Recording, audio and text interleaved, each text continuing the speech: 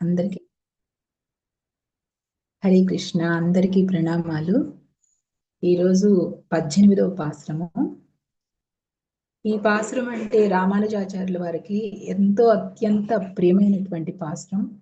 అంతేకాకుండా మన గోధమ్మ హృదయానికి ప్రతిబింబమైనటువంటిది ఈ 18వ పాశ్రము.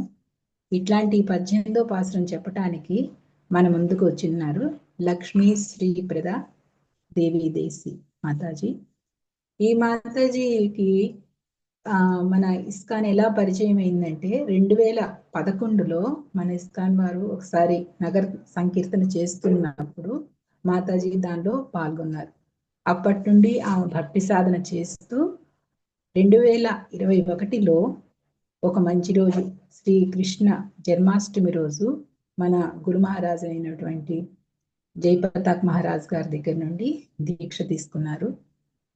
ఆవిడ భక్తి శాస్త్రి కూడా కంప్లీట్ చేశారు. అంతేకాకుండా భగవద్గీత భాగవతం క్లాసెస్ కూడా చెప్తూ ఉంటారు. ఇంకా ఈ మాతాజీని మనం 18వ పాశ్రం చెప్పడానికి ఆహ్వానిద్దాము. మాతాజీ వెల్కమ్. మాతాజీ మా దామోదర్ దేశే. హరే కృష్ణ. హరే కృష్ణ మాతాజీ సన్ ప్రభుజీ అందరికీ ప్రణామాలు. హే కృష్ణ కరుణా సింధు దీన బంధో జగత్పతే గోపేశ గోపికా కాంత రాధా కాంత నమోస్తుతే తప్త కాంచన గౌరాంగి రాధే వృందావనేశ్వరి వృషభానుసుతే దేవి ప్రణమామి హరిప్రియే వాంఛాకల్పతరుభ్యస్య కృపా సింధుభ్య ఏవ చ పతితానాం పావనేభ్యో వైష్ణవేభ్యో నమో నమః. ఆండాల్ తిరువడిగలై శరణం. హరే కృష్ణ. యాక్చువల్గా ఇది నాకు పాసురం చెప్పడం అనేది ఫస్ట్ టైం. ఏదైనా తప్పులు ఉంటే కొంచెం ఎక్స్క్యూజ్ చేయగలరు, ఏదైనా సమాచారం సరిగా లేకపోతే. హరే కృష్ణ. ఫస్ట్ పాసురం చూద్దాము.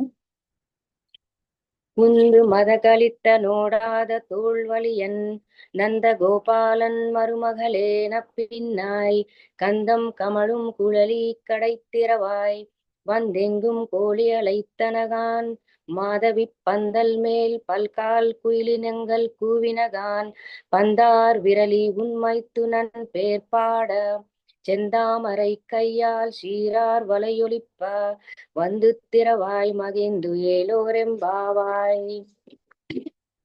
హరే కృష్ణ. దీనికి భాష్యము, మదపు టేనుగు బలం కలవాడు, వెనుదీయని భుజబలం కలవాడు అయిన నందుని కోడల పరిమళం వెదజల్లే నల్లని కురులు కలిగిన నీలాదేవి వచ్చి తలుపు తీయమ్మ, బయట కోళ్లు మేలుకొని అరుస్తున్నాయి, మాధవి పందిరి మీద కోయిలలు కూస్తున్నాయి, చేతిలో బంతిని పట్టుకున్న దాన నీ మేనభావను కీర్తించడానికి వచ్చాము, సంతోషంగా లేచి వచ్చి ఎర్రని తామర పువ్వు లాంటి నీ చేతితో అందమైన నీ చేతి గాజులు గలగలలాడగా వచ్చి తలుపు తెరువమ్మా. ఇది దీని భావము. అయితే ఈ పాసురంలో ప్రత్యేకంగా ఈ ఒక్క దాంట్లోనే పూర్తిగా అమ్మవారి గురించి తెలియజేస్తారనమాట మనకి. భగవత్ రామానుజుల వారికి కూడా తిరుప్పావే జీయర్ అనే ఖ్యాతి ఈ పాసురం వల్లనే వచ్చింది. నిన్నటి పాసురంలో కృష్ణుణ్ణి, యశోదాదేవిని, బలరాముణ్ణి క్రమంగా గోపికలు మేల్కొలిపి తమ వ్రతమును చక్కగా పూర్తి అగినట్లు చేయమని వేడుకుంటున్నారు.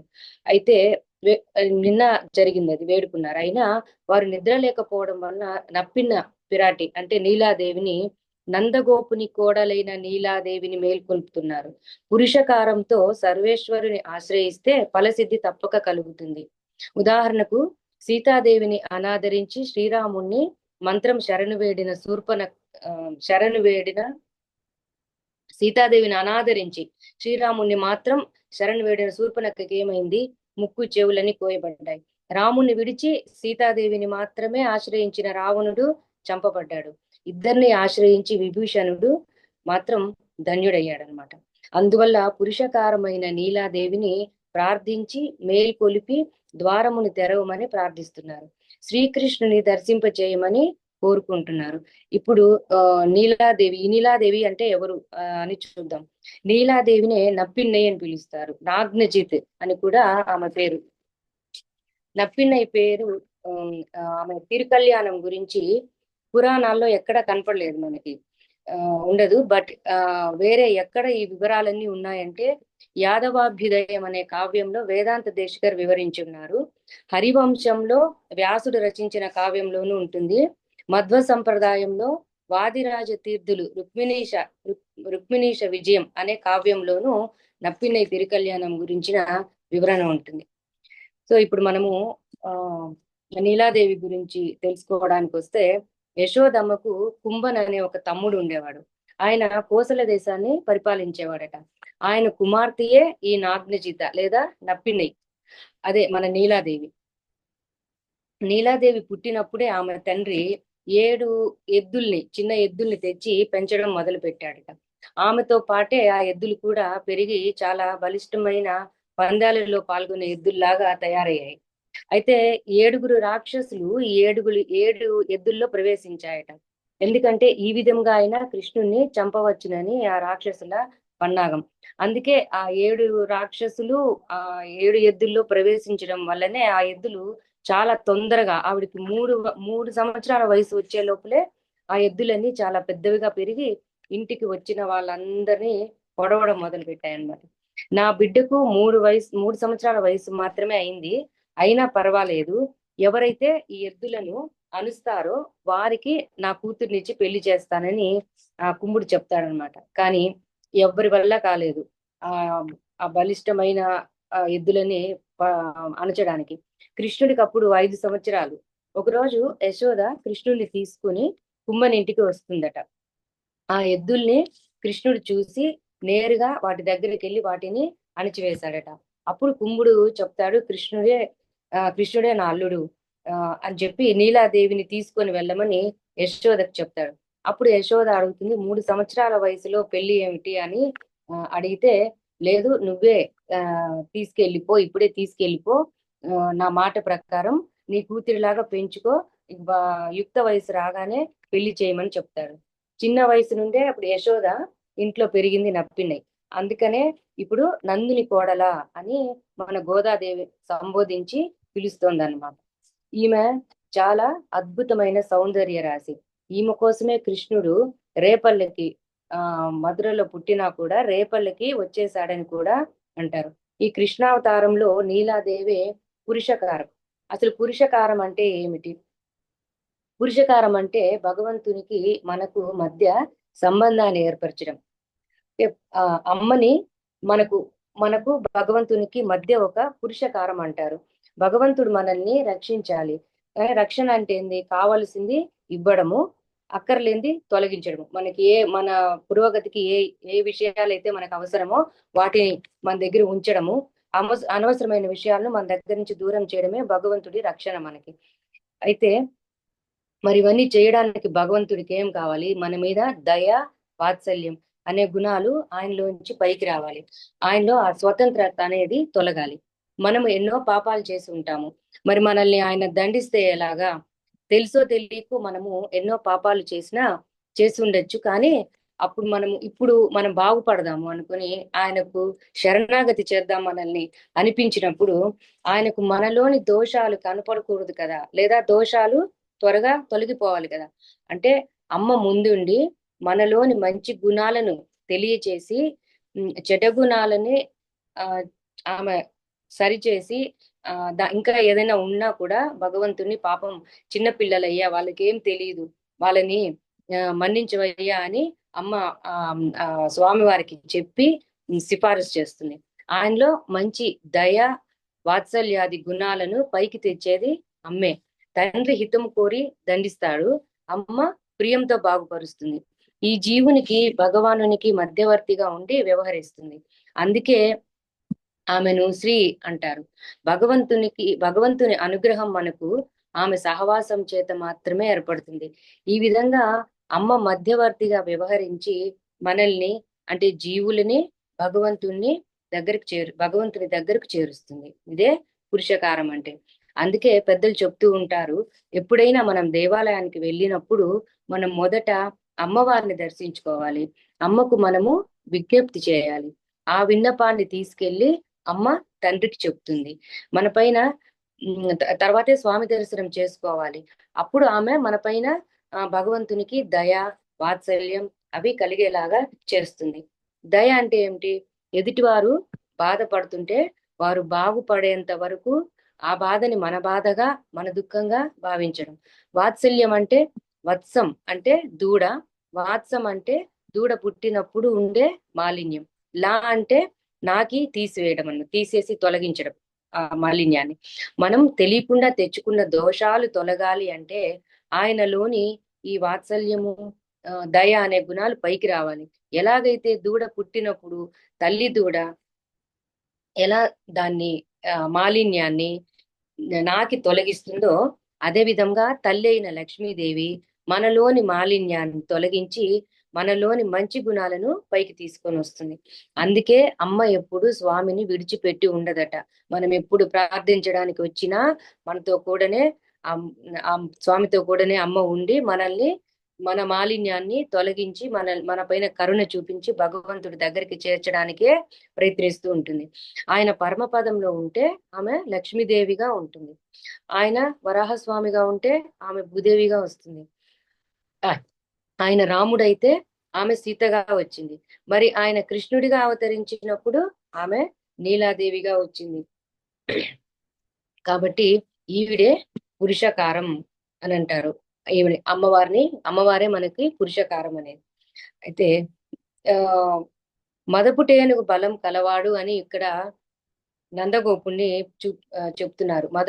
మదపుటేనుగు బలం కలవాడు, భుజబలం కలవాడు అని నందగోపుని సూచిస్తున్నాయి. ఎందుకు నందగోపుని ఇలా పోలుస్తున్నారంటే కొన్ని కారణాలు ఉన్నాయి. అవేమంటే, కృష్ణుడు ఏనుగు లాంటి దేహాన్ని, బలాన్ని నందగోపుడికి ఎందుకు ఇచ్చాడంటే, మరి కృష్ణుడు దేవాది దేవుడు, చాలా అన్ని సంపూర్ణంగా ఉన్న బలమైన వాడు, అన్ని గుణాలు సంపూర్ణంగా ఉన్నవాడు కదా. ఇప్పుడు మరి ఆయన్ని చూసుకోవాలి అంటే నందగోపుడికి ఎంత బలం కావాలి, అందుకని శ్రీకృష్ణుడు నందగోపుడికి ఇంత భుజబలాన్ని ఇచ్చాడట. అది ఒక కారణంగా చెప్తారు. మదం కలిగిన ఏనుగులు ఎవరి దగ్గర ఉన్నాయో అవన్నీ మదపుటేనుగు బలం ఉన్నవాడు అంటారు. అంటే ఆయన దగ్గర ఉన్నవన్నీ పశువులే, 9 లక్షల పశువులు ఉన్నాయి, అయినా కూడా మదపుటేనుగుల బలం ఉన్నవాడు అని ఎందుకన్నారంటే, ఆ పశువులే అంత బలిష్టంగా, ఏనుగులు అంత బలిష్టంగా ఉండేవట. అందుకని కూడా ఆయన్ని ఉందు మదగలితన్ అని అంటారు. అంటే వసుదేవుని దగ్గర ఉండే ఏనుగులు నందగోపుడి దగ్గరే ఉండేవట. అంటే ఎప్పుడైతే వసుదేవుని కారాగారంలో బంధిస్తాడో కంసుడు, అప్పుడు ఆయనకు సంబంధించిన ఆస్తులు అన్ని కూడా వసుదేవుడే, నందగోపుడే చూసుకుంటున్నాడు అనమాట. సో అందుకని ఆయన ఏనుగులు కూడా నందగోపుడి దగ్గరే ఉండేవి, అందుకే ఆయన్ని ఉందు మొదగలితన్ అని కూడా అంటారు అని చెప్తారు. ఇంకొక కారణం ఏంటంటే, ఇంపార్టెంట్ అయింది ఏంటంటే, కృష్ణుడు అనే ఏనుగునే ఆయన ఏలుతున్నాడు కాబట్టి కృష్ణుడే నందగోపునికి ఏనుగంత బలము అని కూడా మన ఆచార్యులు చెప్తున్నారనమాట. అటువంటి భుజబలం ఉన్న వారికి కోడలా అని నీలాదేవిని సంబోధిస్తున్నారు మన ఆండాళ్ళ తల్లి అండ్ గోపికలు. సీతాదేవి కూడా తన గురించి చెప్పేటప్పుడు దశరథుని కోడలిగానే పరిచయం చేసుకుంది, కానీ అలాగే మన వాళ్ళు నీలాదేవిని నందగోపుని కోడలుగానే ఇక్కడ మనకు పరిచయం చేస్తున్నారు. తర్వాత వాళ్ళు నప్పిన్నాయ్ అని పిలుస్తున్నారు ఆవిడని. అంటే ఆవిడ అపురూప సౌందర్యవతి అని అర్థం. నీలాదేవిని గురించి మనము ఇదివరకే చూసాం, ఆమె కుంబుడి కూతురు, ఆమె గురించిన వివరాలు. ఇప్పుడు నెక్స్ట్ ఏం చెప్తున్నారంటే, గంధం కమళం కుళలి కడై తిరవాయి. దీనికేం వివరణ ఇచ్చారు ఆచార్యులు. సువాసనలు వెదజల్లుతున్న కొప్పు కలదానా గడియ తీయమ్మ. భగవంతుడు పుష్పమైతే అమ్మవారు పరిమళము. పువ్వు పరిమళం వేర్వేరుగా ఉండవు కదా, ఆ పరిమళము బయట దాకా ప్రసరిస్తుంది కాబట్టి స్వామి లోపలే ఉన్నారని, శయనిస్తున్నారని వీళ్ళకు అర్థమైంది. ఈ పరిమళము సర్వపుష్ప పరిమళ సముదాయమై ఉన్నది.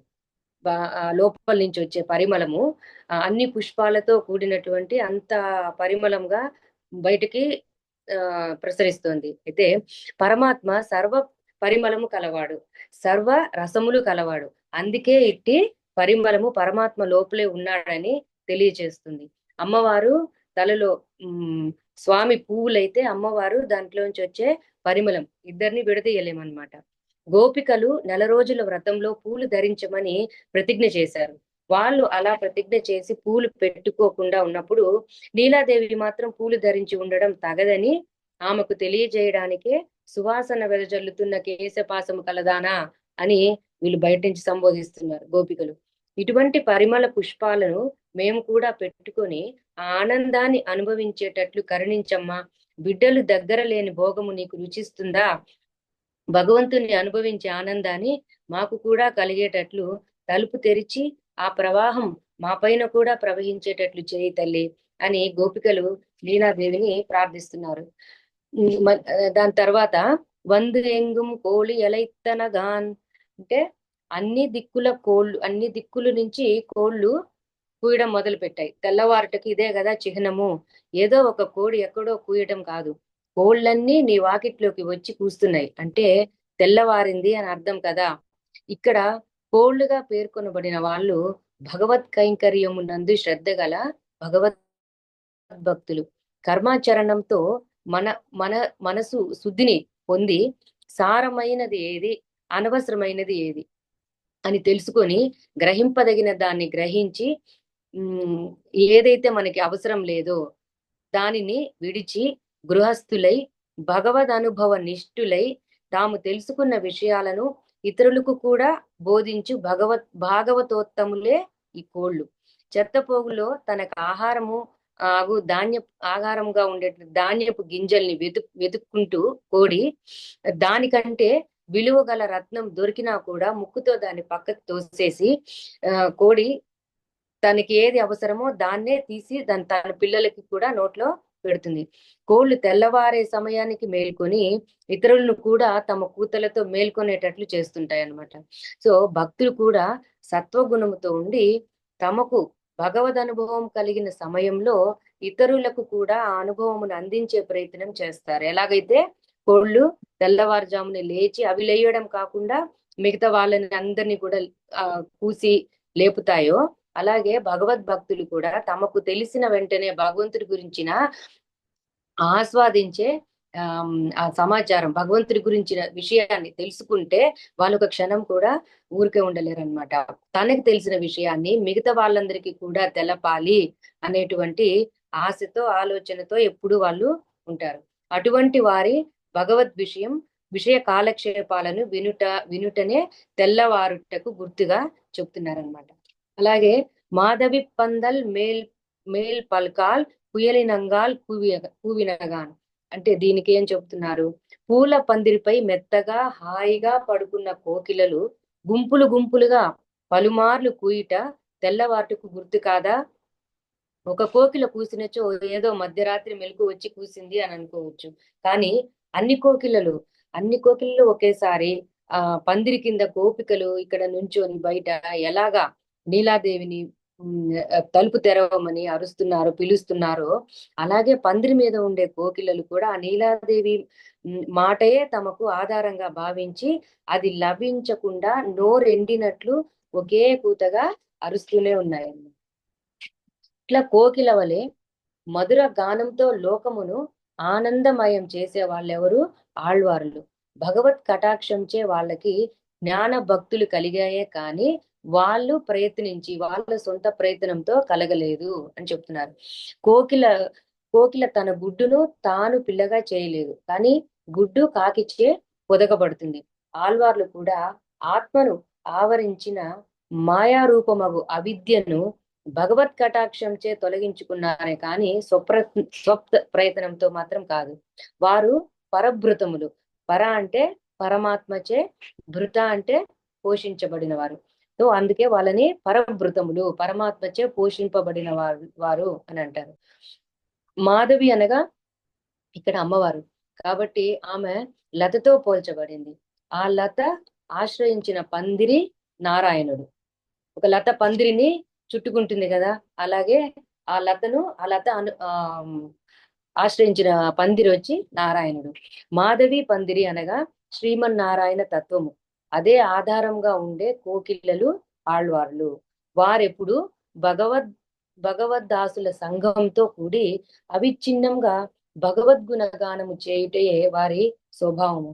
అందుచే మాధవి పందిరి మీద కోయిలలు పలుమార్లు కూయిచున్నవి అని అన్నారనమాట. ఇక్కడ తెల్లవారుచున్నదని చెప్పినను ఆ నీలాదేవి మాట్లాడకుండా పడుకుని ఉండడం వల్ల లోపల ఎలా ఉన్నదో ఏమో అని గోపికలు ఆ తలుపు రంధ్రాల గుండా చూడడానికి ప్రయత్నించారు.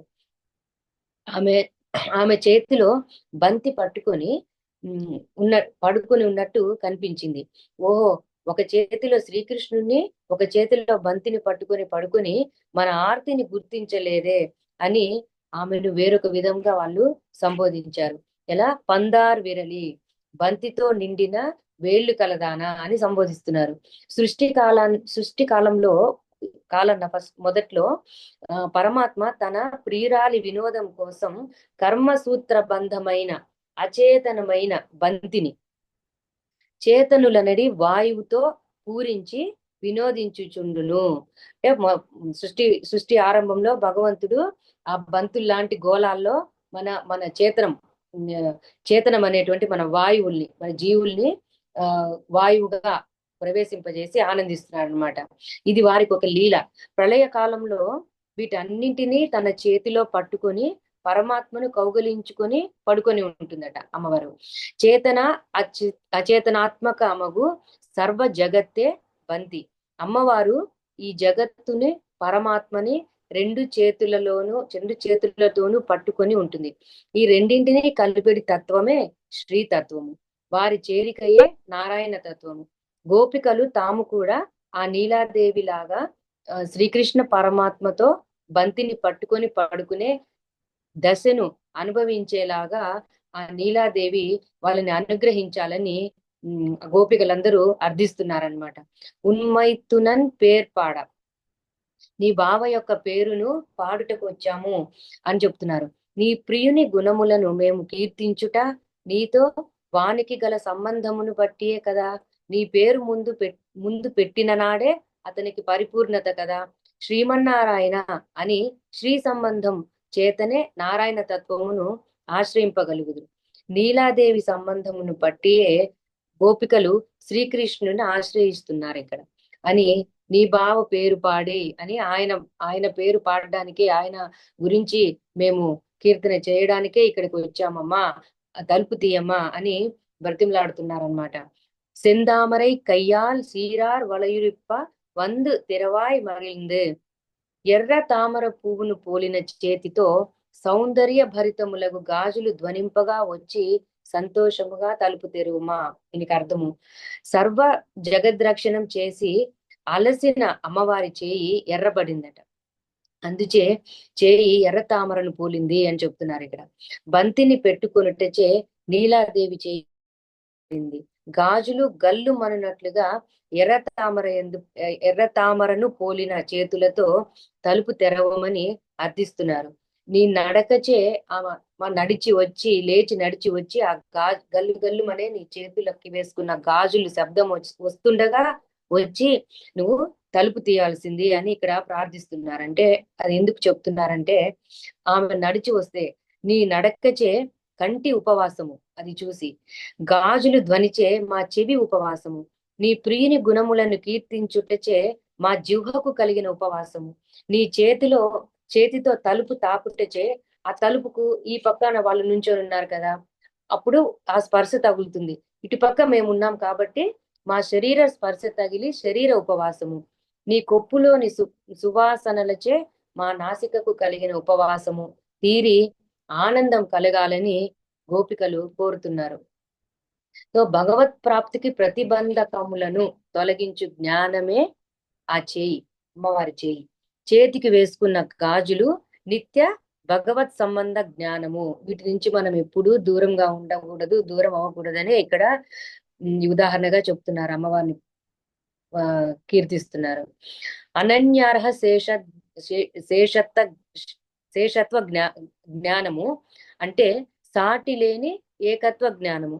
అనన్య శరణత్వ జ్ఞానము, శరణాగతి జ్ఞానము అంటే అనన్య భోగ్యత్వ జ్ఞానము అంటే పరమాత్మను మాత్రమే అనుభవించదగిన జ్ఞానము అనేటువంటి గాజులు వేసుకున్న చేయే భగవత్ ప్రాప్తికి అడ్డంగా నిలిపిన అజ్ఞాన ద్వారాన్ని తెరుస్తుంది. కాబట్టే అటువంటి అమ్మవారి చేతినే మనము అమ్మవారి హృదయాన్ని మనము సంతోషపరిచేలాగా ప్రవర్తిస్తే అమ్మవారు మన పైన దయతో కరుణతో భగవంతుడి దగ్గరికి మనల్ని పురుషకారంగా ఉండి చేరుస్తుంది అనమాట. గోపికలు ఈ విధంగా నీలాదేవిని తలుపు తెరవమని ప్రార్థిస్తున్నారు.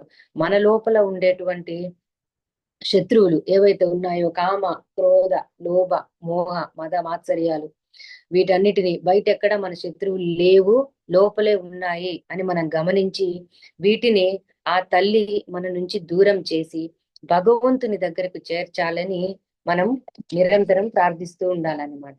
అయితే ఇక్కడ దేవుణ్ణి ఎలా సేవించాలో అని కూడా చెప్తున్నారు. ఎలా ప్రార్థించాలి, ఏమని ప్రార్థించాలి, ఈ విషయాలు మనకి చాలా ఇంపార్టెంట్ అయిన విషయాలు కదా. సో అందుకని మన ఆండాళ్ళ తల్లి ఇక్కడ అవి కూడా మనకు అందజేస్తుంది. భక్తుల ద్వారా ఆచార్యుల్ని చేరి మంత్రం గుర్తించాలి. మనకి ఉపదేశం చేస్తారు కదా మంత్రము, శ్రీకృష్ణ మంత్రాన్ని. సో ఆ మంత్రాన్ని గుర్తించాలి అని నిన్న నందగోపుణ్ణి, యశోదని, కృష్ణుణ్ణి, తర్వాత బలరాముణ్ణి అందరినీ వరుస క్రమంలో లేపుతూ వచ్చారనమాట. నందుడు ఆచార్యుడైతే యశోద అష్టాక్షరి, కృష్ణుడు మంత్రార్థమైన సర్వేశ్వర తత్వం. సో బలరాముడేమో భగవానుణ్ణి సేవించు నిత్య సూరులు, భాగవతులు. అదే క్రమంలో మంత్రం లభించింది. మంత్రం తెలిస్తే చాలదు, మనకి భగవానుని ఆశ్రయించడానికి కూడా మళ్ళీ ఒక పద్ధతి ఉంది. అదేమిటో భాగవతులే మనకి వివరిస్తారు.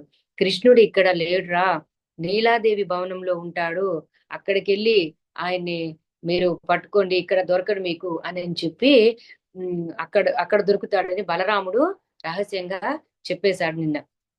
ఈ రోజు నీలాదేవిని మాత్రం లేపుతున్నారు. అంటే నీలాదేవి దగ్గర ఉన్నారు అని పంపించిన తర్వాత వాళ్ళు నీలాదేవి భవనానికి వెళ్ళి అక్కడికి వెళ్ళి ఆమెను లేపుతున్నారు కృష్ణుడి కోసం. కృష్ణుడు లేపమ్మా అని చెప్పి. క్రమం తెలిసి నిర్మించిన ఆలయానికి వెళ్ళగానే మనము నేరుగా గర్భాలయానికి వెళ్ళకూడదన్నమాట. ముందు భక్తుల మందిరాలు ఉంటాయి, వాటిని నమస్కరించాలి. ఆపై ధ్వజస్తంభం వద్ద శిరస్సులు వంచి నమస్కరించి తర్వాత లోపలికి వెళ్ళాలి. ఆచార్యుల ఆలయాలు ఉంటాయి. అందరూ ఒక్కొక్క సాంప్రదాయానికి సంబంధించిన ఆచార్యుల విగ్రహాలన్నీ లోపల ఉంటాయి. వాళ్ళకి నమస్కరించాలి, వాళ్ళని ప్రదక్షిణ చేయాలి. అప్పుడు అమ్మవారి సన్నిధికి వెళ్ళాలి. అమ్మవారి సన్నిధికి వెళ్ళి, అది విడిగా ఉంటుంది, నేరుగా అక్కడికి వెళ్ళి అమ్మవారిని ప్రార్థించాలి. మొదట అమ్మవారి గర్భాలయంలో స్వామి దాని తర్వాత అమ్మవారి ప్రార్థించిన తర్వాత స్వామి గర్భాలయం దగ్గరికి వెళ్ళాలి. ఇది మన సంప్రదాయ రహస్యం అన్నమాట. భక్తుల ద్వారా వేద విశ్వాసం కలిగి గురువు ద్వారా మంత్రంలోని భగవానుని దర్శనానికి ముందు అమ్మని ప్రార్థించాలి. అమ్మయే పాపాలు ఎన్నో ఉన్నా కూడా మనల్ని చేరదీసి బుద్ధి చెప్పి స్వామికి దయ పుట్టించి ఆ తండ్రి చేత రక్షింపజేస్తుంది అనమాట. తండ్రికి ప్రేమతో అన్ని సర్ది చెప్పి విషయాల్ని ఆయన రక్షణ చేయాలి కదా. మనం చేసే తప్పుల్ని కనిపెడతాడు, వీడు తప్పులు చేసి వచ్చాడు అని కూడా ఆయన తప్పుల్ని శిక్షిస్తాడు. మంచి చేసిన దానికి మనకి లాభాన్ని ఇస్తాడనమాట. సో ఆ తప్పుల్ని ఆయన శిక్షిస్తాడు కాబట్టి ఆయనకు ఆ స్వతంత్రత ఉంది. బట్ అమ్మవారైతే ఆ స్వతంత్రాన్ని సరిదిద్ది ఆమె వచ్చి మనల్ని భగవంతుడితో చేర్చడానికి పురుషకారంగా ఉంటుంది. భగవంతుని అమ్మ ద్వారా వెళ్ళాలే కానీ తిన్నగా స్వామి దగ్గరికి మనం ఎప్పుడు వెళ్ళకూడదు అనేది రహస్యం. పరాశర భట్టరు కూడా అక్కడ శ్రీరంగంలో రోజు నేరుగా అమ్మవారి దగ్గరికి వెళ్ళేవాడట. ఈ కథ కూడా దీంట్లో చెప్పబడింది. ఒక చోట నేరుగా అమ్మవారి దగ్గరికి వెళ్ళిపోయేవాడంట.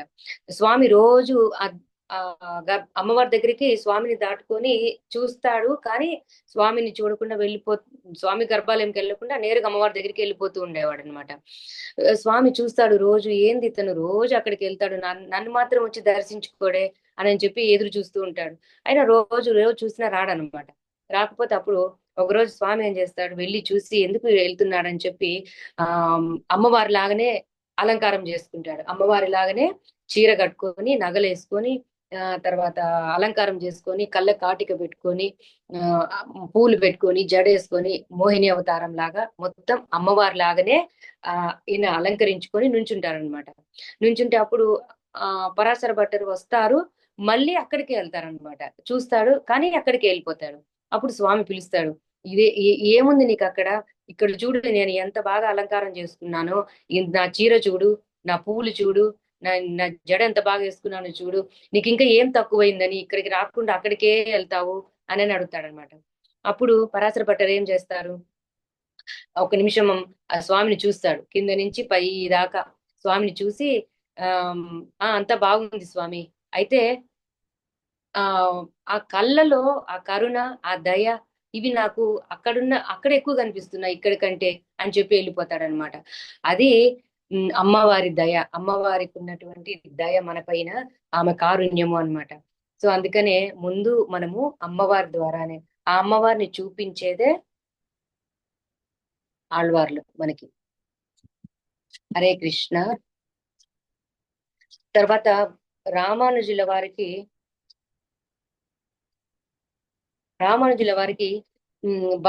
ఈ తిరుప్పావై జీయర్గా ఖ్యాతి లభించింది. ఎలాగంటే శ్రీమద్ రామానుజుల వారు ప్రతిరోజు తిరుప్పావై పాసురాల్ని అనుసంధానం చేస్తూ భిక్షాటన చేస్తూ ఉండేవాళ్ళు అనమాట. ఒకరోజు ఈ ఉందు మదగలిత్త పాసురం అనుసంధానం చేస్తూ వారు గురువు గారి ఇల్లు చేరుకొని, గురువు గారి కూతురు అక్కడ చేరుకొని పాడుతున్నారనమాట. అప్పుడు గురువు గారి కూతురు, ఆమె పేరు అత్తుల్లాయమ్మ, ఆవిడ వచ్చి భిక్ష వేయడానికి తలుపు తెరుచుకొని బయటికి వచ్చిందట. ఆ దృశ్యాన్ని చూసి ఆమె స్వయంగా నీలాదేవి వచ్చారు అని భావించి, ఎందుకంటే రామానుజుల వారు ఇది పాడుకుంటూ వెళ్ళినప్పుడు ఆయన పూర్తిగా దాంట్లో నిమగ్నం అయిపోయారనమాట. ఆ ఊహల్లోనే అంటే దాన్ని ఊహించుకుంటూ అలాగే వెళ్ళడం వల్ల ఆమె నీలాదేవి వచ్చి అత్తుల్లాయమ్మ గారు వచ్చి తలుపు తీయంగానే ఆ నీలాదేవి వచ్చి తలుపు తీసినట్లుగానే ఊహించుకొని ఆయన మూర్చెల్లి పడిపోయారట. అంటే దీన్ని బట్టి ఆ రామానుజుల వారు ఒక్కొక్క పాసురం పాడేటప్పుడు దాని అర్థంతో సహా ప్రేమతో అనుసంధానం చేస్తూ ఉండే వాళ్ళని మనకు అర్థమవుతుంది. సో అందుకే ఆయనను తిరుప్పావై జీయర్గా ఆయనకు పేరు వచ్చింది అనమాట. సో లక్ష్మీదేవి ద్వారా నారాయణుణ్ణి, సీతాదేవి ద్వారా రాముల వారిని, రాధారాణి ద్వారా శ్రీకృష్ణుణ్ణి చేరుకోవాలి. మనం హరే కృష్ణ మహామంత్రంలో కూడా హరే అనేది మనకి రాధారాణినే సూచిస్తుంది అనమాట. హరే కృష్ణ కృష్ణ కృష్ణ హరే హరే, హరే రామ రామ రామ హరే హరే. హరే కృష్ణ. శ్రీల ప్రభుపాద్ కి జై, గురుదేవ్ కి జై. హరే కృష్ణ. ఏదైనా అర్థంకోవడంలో ఏదైనా పొరపాటున్నా, ఏదైనా మిస్ చేసినా దయచేసి నన్ను క్షమించండి, సరిదిద్దండి ప్లీజ్. హరే కృష్ణ మాతాజీ. రాష్ట్రం గురించి ఇందులో నప్పిన్నై అనేటువంటి పదాన్ని వాడటం జరిగింది. నప్పిన్నై అంటే తమిళ్లో నల్ పిన్నై, నల్ అంటే మంచి అనేటువంటి అర్థం వస్తుంది, నల్ అని అంటారు తమిళంలో. సో పిన్నై అంటే అనుసరించేటువంటిది, వెనుక భాగం ఏదైతే ఉందో పిన్నై అని ఉంటుంది. అంటే మనం కనుక చూస్తే జాగ్రత్తగా మన శరీరంలో మన వెనుక భాగం ఏదైతే, వెన్నుపూస కానీ వీపు కానీ మనతోనే ఉంటుంది. మనకు అన్ని రకాలుగా మనం ఉండటానికి కారణమే అది, కానీ అది ఎప్పుడు కనపడదు. అలాగే నీలాదేవి కానీ, నీలాదేవి గురించిన వృత్తాంతములు కానీ, రాధారాణి గురించిన వృత్తాంతములు కానీ ఇక్కడ భాగవతం మొత్తం ఉంటుంది, కానీ ఎక్కడా మనకు కనపడదు అనమాట. ముందు స్వామివారి రూపాన్ని కనిపించడం, అంత శరణాగతి భావంతో, అంత ప్రేమతో, భక్తితో స్వామిని సేవించేటువంటి అద్భుతమైనటువంటి అవతారము నప్పిన్నయ్య అవతారము, లేదా రాధారాణి, శ్రీమతి రాధారాణి అవతారము. అలాగే నీల అనేటువంటి పదాన్ని కనుక మనం జాగ్రత్తగా గమనిస్తే నీలవర్ణం అన్నమాట. అంటే నీలవర్ణం, నీలాదేవి, నీలవర్ణం అంటే గాఢమైనటువంటి స్వామివారి వర్ణం నీలమేఘ శ్యాముడు స్వామి. సో స్వామితోనే నిరంతరం ఉంటుంది. స్వామి ప్రకాశాన్నే తన ప్రకాశముగా చేసుకుని, స్వామి శక్తినే తన ప్రకాశంగా చేసుకున్నటువంటి తల్లి ఆమె. అందుకని ఆమెను నీలాదేవి అంటే దివ్యమైనటువంటి స్త్రీ తత్వం ఏదైతే ఉన్నదో, దేవి అనేటువంటి, దివ్య అనేటువంటి పదము నుంచి వచ్చినటువంటి ఉత్పత్తి దేవి అనేటువంటి పదము. సో విధంగా నీలాదేవి అంటే భగవానునితో ఉన్నటువంటి ప్రేమానుబంధానికి ప్రతిరూపం అనమాట. అలాగే మనకి తిరుమలలో కనుక చూస్తే నీలాద్రి, ఆ 7 పర్వతములలో ఒక పర్వతం పేరు నీలాద్రి. మనకి తల నీలాలు అంటాం, మనం వెళ్ళి అక్కడ నీలాలు అర్పిస్తున్నాం, తల నీలాలు అందరూ కూడా ఇస్తూ ఉంటారు, స్వామివారికి నివేదన చేస్తూ ఉంటారు. దాని వెనుక ఒక చిన్న కథ ఉన్నదన్నమాట.